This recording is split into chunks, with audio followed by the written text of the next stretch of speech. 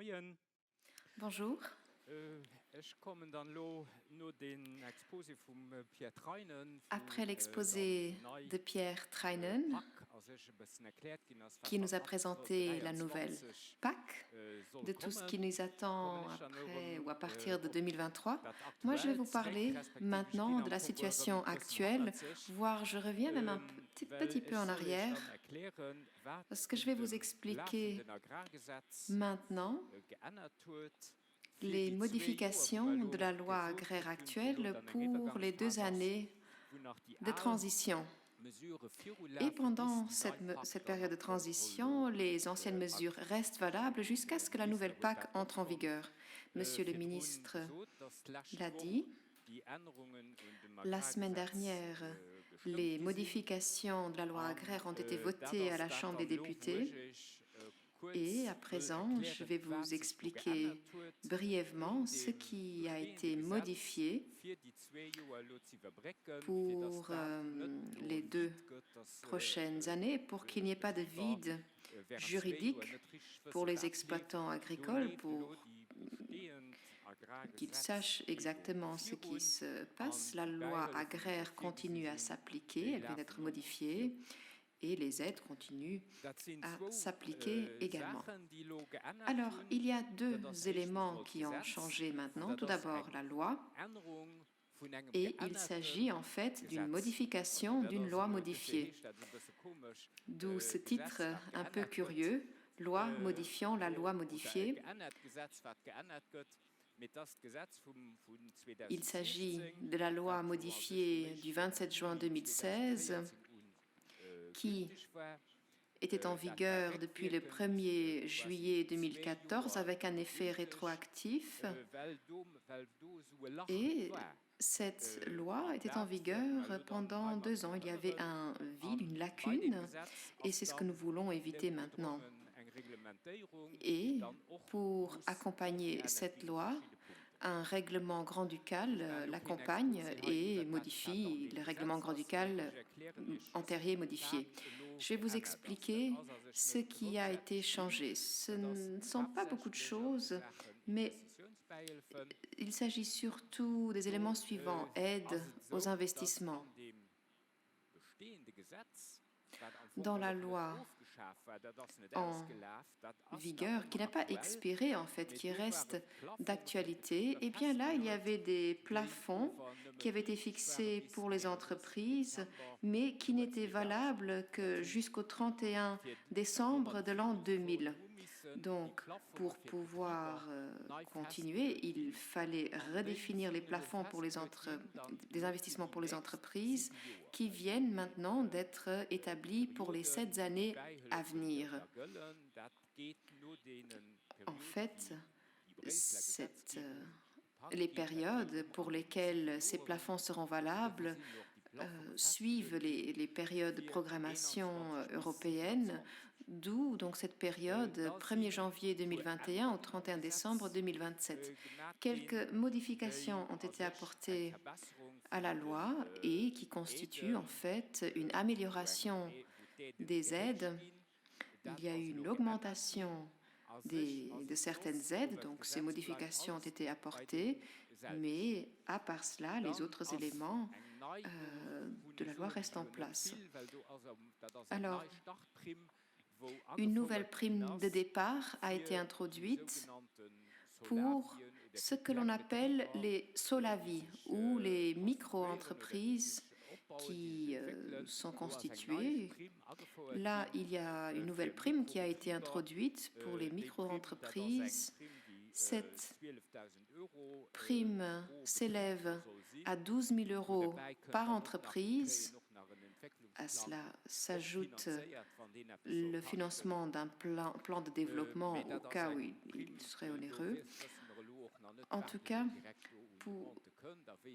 pour cette prime, il faudra voir quelles seront les demandes qui seront introduites et c'est une prime qui sera gérée par le ministère, pas par l'ASTM directement. Ensuite, quelques modifications au niveau des aides pour les investissements non productifs. Ce sont les investissements qui sont prévus dans le cadre de la protection des eaux, mais qui n'ont rien à voir avec la production. Là, nous avions une aide pour des clôtures qui sont aménagées le long des ruisseaux pour que le bétail n'accède pas aux ruisseaux. Une modification a été apportée. Si le bétail n'arrive pas à accéder au bétail, il est évident qu'ils ne peuvent pas s'abreuver de ces ruisseaux. Donc une aide a été ajoutée maintenant. Dans les cas où une telle clôture est mise en place, alors s'il y a des abreuvoirs qui doivent être installés en plus, il y a une subvention qui vient d'être introduite. Donc, une petite modification pour les investissements non productifs. Maintenant, vous savez de quoi il s'agit. Et puis, il y a eu des modifications, des améliorations au niveau du texte, donc rédactionnel. Voilà ce qui a été modifié dans la loi. Et maintenant, dans le règlement, des modifications ont été apportées.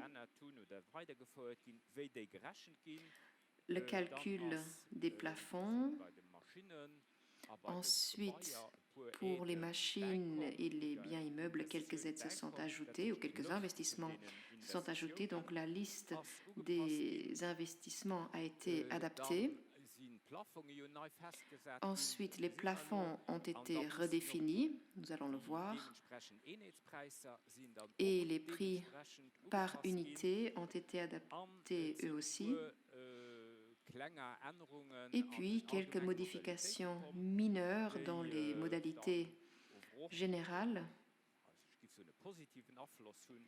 qui auront une influence positive sur certaines aides. Je vais entrer maintenant dans le détail des plafonds. Comme vous le savez, l'exploitant à titre principal a un plafond d'investissement pour les biens immeubles, pour les installations fixes. Il s'agit des immeubles, mais pas uniquement. Pour les vignerons, les installations au niveau des caves, ces investissements en font partie également.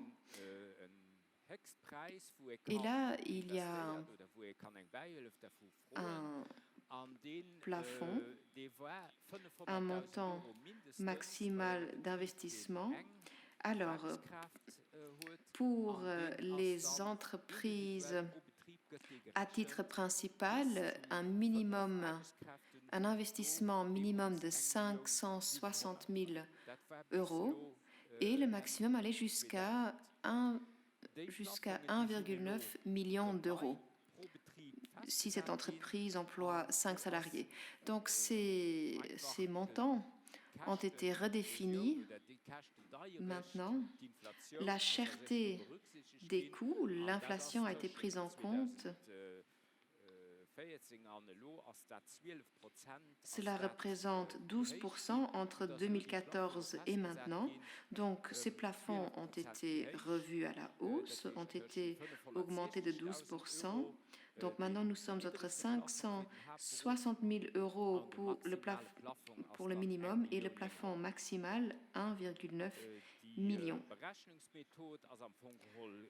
Les modalités de calcul restent les mêmes. Et le plafond est calculé exactement de la même manière. Cela a été défini dans le règlement.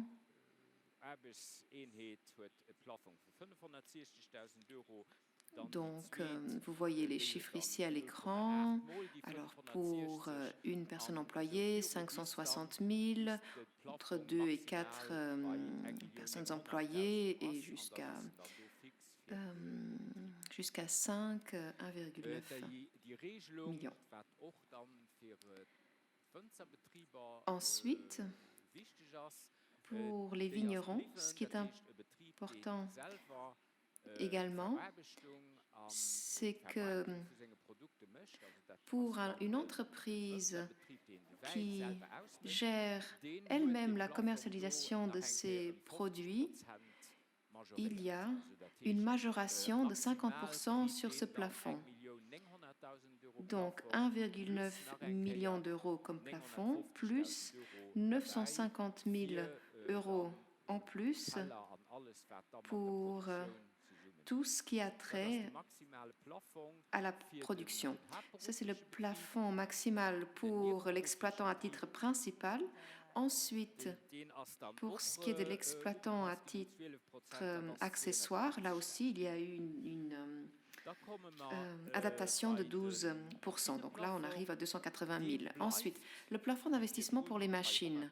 Comme auparavant, il reste à 100 000 €, mais il y a un nouveau plafond qui s'ajoute pour certaines machines. Ce n'est pas tellement nouveau pour le secteur viticole, parce que dans ce secteur, il y avait un plafond supplémentaire de 100 000 pour la mécanisation des coteaux. Mais ce plafond de 100 000 € s'ajoute à présent. Il y a une majoration de 200 000 €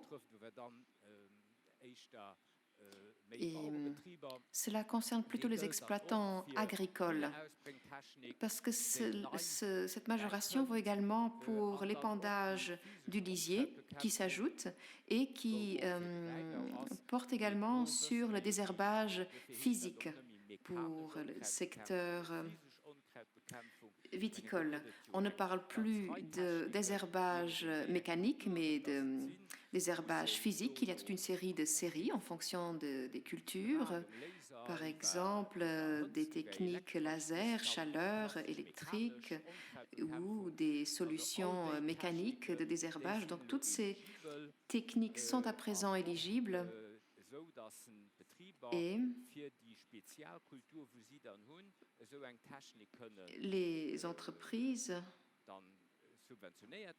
peuvent donc se voir subventionner l'utilisation de ces techniques. Et oui, même pour le secteur viticole, il y a 2-3 types de solutions, 2-3 types de machines pour effectuer ce travail. C'était différent dans le passé. Par le passé, il n'existait qu'une seule machine d'un type. Maintenant, il y en a plusieurs par type. Donc, pour tout cela, il y a un plafond majoré pour les machines. Et donc, dans l'ensemble, en fait, pour les machines, il y a un plafond de 300 000 € et pour les machines spéciales, 200 000 €. Pour ce qui est des exploitants à titre accessoire, et d'ailleurs, de manière générale, tous les plafonds sont valables pendant 7 ans.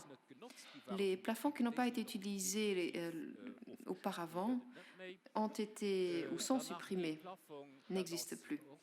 Encore un autre plafond pour le secteur viticole, les entreprises de transformation qui peuvent également obtenir des aides via la loi agraire. Là aussi, il y a un plafond d'investissement qui a été revu à la hausse de 12% et qui s'élève maintenant à 16,7 millions d'euros. Maintenant, pour ce qui est des aides, en rouge, vous voyez les nouveautés.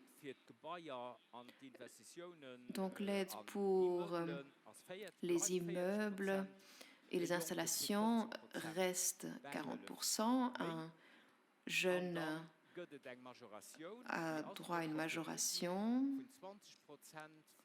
de 15% et puis une majoration de 20% pour quelques éléments nouveaux. Des lieux de nettoyage pour tout ce qui est des machines de pulvérisation. Pour les machines, 20%, plus majoration pour l'épandage du lisier et le désherbage physique.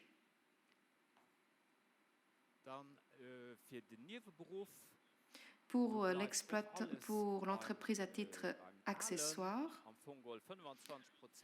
25% pour les immeubles, les installations, même majoration que pour l'exploitant à titre principal.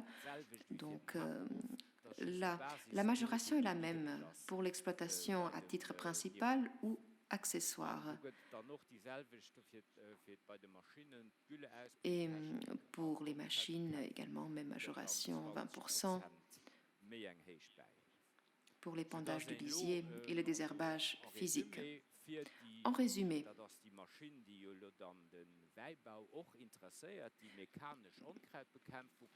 pour le désherbage mécanique, il y a plusieurs types de machines. Si une entreprise achète 2 types de machines, alors 2 types de machines peuvent être subventionnées.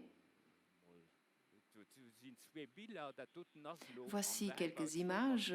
Dans le secteur viticole, vous voyez ici donc 2 machines pour opérer le désherbage, 2 systèmes différents. Si une entreprise décide d'acheter ces 2 machines, elle obtiendra 2 subventions et pas simplement 20%, mais 40%.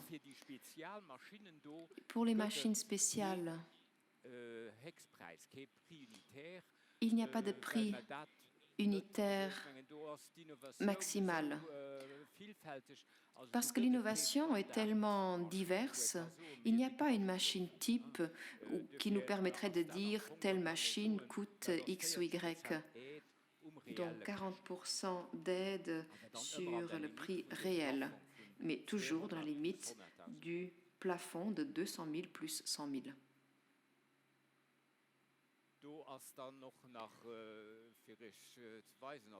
Alors, quelques images, un lieu de nettoyage pour un tracteur de pulvérisation. Si vous aménagez un espace comme celui-ci, vous avez droit également à des aides. Ensuite, quelques modalités générales qui ont changé. Et j'arrive bientôt à la fin de ma présentation. Une règle qui a été abolie, biffée, est la suivante. En cas de rénovation ou de modernisation, la subvention ne pouvait être accordée que si l'entreprise procédait à un agrandissement ou une extension de 25%. Alors, dans le secteur viticole, par exemple, quelqu'un qui aménagerait une nouvelle cuverie dans sa cave pour remplacer l'ancienne ne serait subventionné que si le nouveau réservoir avait une capacité de 25% de plus. Et c'est très difficile à contrôler et ça n'a pas toujours de sens non plus parce que dans certains domaines, cela aurait été une incitation ou une contrainte pour produire plus. Or, ce n'est pas ce que nous souhaitons. Il ne s'agit pas ici de produire nécessairement toujours plus. Non, l'idée ici, c'était une amélioration. Et souvent, pour les exploitants agricoles, quand on parle d'amélioration, ça peut être également le bien-être animal ou autre chose. Donc maintenant, certains investissements pourront être subventionnés sans cette règle d'accroissement de 25%. Maintenant, ce qui n'est pas subventionné, ce sont des réparations pures et simples. S'il faut réparer la toiture, cela ne sera pas subventionné parce qu'il s'agit d'une réparation simple. Ensuite, tout type de machine ne peut être subventionné qu'une seule fois pendant la période de financement. La dernière période de programmation courait sur une période de 6,5 années. Et un élément important pour vous, je pense, le minimum d'investissement pour les machines était de 3 000 et de 15 000 pour les immeubles. Et donc, cet élément a été revu à la baisse. Il y a maintenant une limite, 3 000 € par investissement. À partir de 3 000 €, l'on peut déjà obtenir une aide. Voilà, j'en ai terminé avec mon exposé sur les nouveautés, sur les modifications. Et je suis à votre disposition si vous avez des questions. Oui, j'ai une question. Alors, qu'est-ce qu'une rénovation? S'il faut réparer le toit, c'est une réparation. La rénovation est subventionnée, mais pas la réparation. Alors, comment opérer une séparation? Le mot rénovation le dit. Il s'agit de remettre à neuf. Donc, il y a création d'une plus-value. par exemple un immeuble dont le toit laisse passer la pluie, et bien même si je répare la toiture, je ne vais pas accroître la valeur de l'immeuble.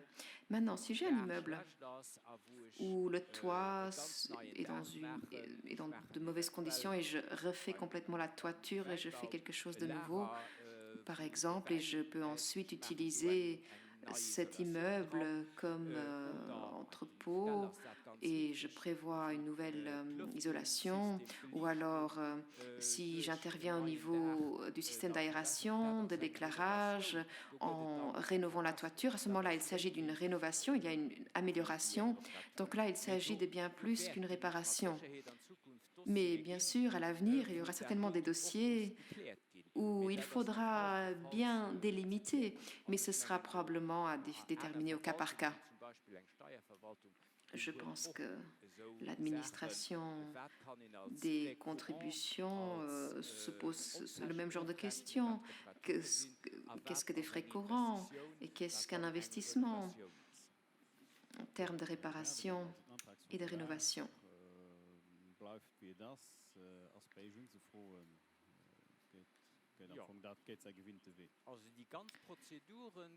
Alors, la loi agraire reste valable.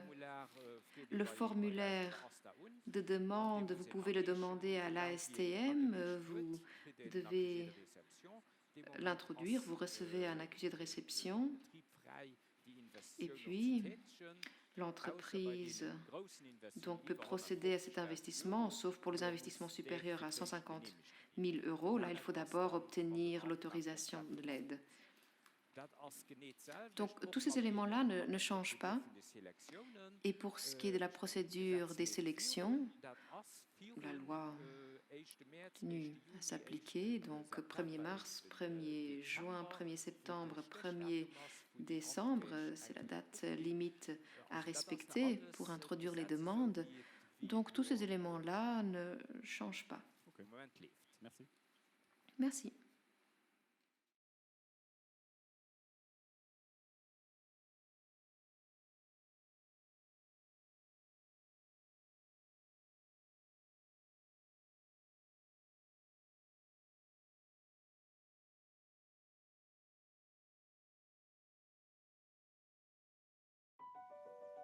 How can agricultural innovation be taken to the next level?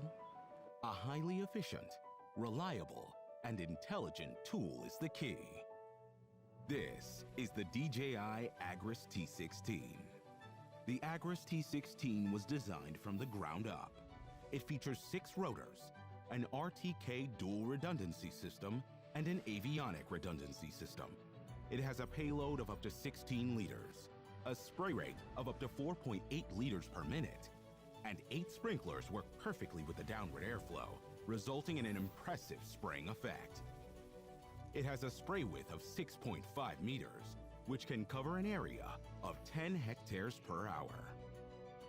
The multi-aircraft control mode functions with the FPV camera as well as an HD video transmission system with a range of up to 3 kilometers, ensuring flight safety and boosting spraying efficiency. Thanks to the all-new modular design of the T16, both the spray tank and batteries are easily swappable, which significantly improves operational efficiency. Its core module has a rating of IP67, making it easy for maintenance. The foldable aircraft arms are convenient for storage and transportation. A new battery management system and a 2600-watt 4-channel intelligent battery charger increase charging cycles by 100%. When flying in complex farmland environments, the onboard DBF imaging radar empowers the aircraft to fly over varying terrain intelligently. When encountering an obstacle, the T16 detects the obstacle's orientation and the distance to it, automatically planning a flight path to circumvent the obstacle. Pilots can view the live video feed and adjusted route on their remote controller. After circumventing the obstacle, the T16 will automatically resume spraying. To target unevenly distributed fruit trees and varying heights, the T16 comes equipped with intelligent solutions. With the Phantom 4 RTK, users can perform centimeter-level scanning of the orchard. Then, DJI Terra conducts 3D mapping of the scanned area. With its AI technology, Terra can also generate 3D flight paths for more efficient planning. With the help of the RTK centimeter-level positioning system, the T-16 is capable of flying precisely along flight paths while accurately adjusting its spray rate according to tree distribution, reducing the pesticide dosage. The DJI Agris T-16 delivers more efficient, reliable, and intelligent solutions, pushing the boundaries of crop protection. It lifts agricultural efficiency to new heights, opening more possibilities for the future of agriculture.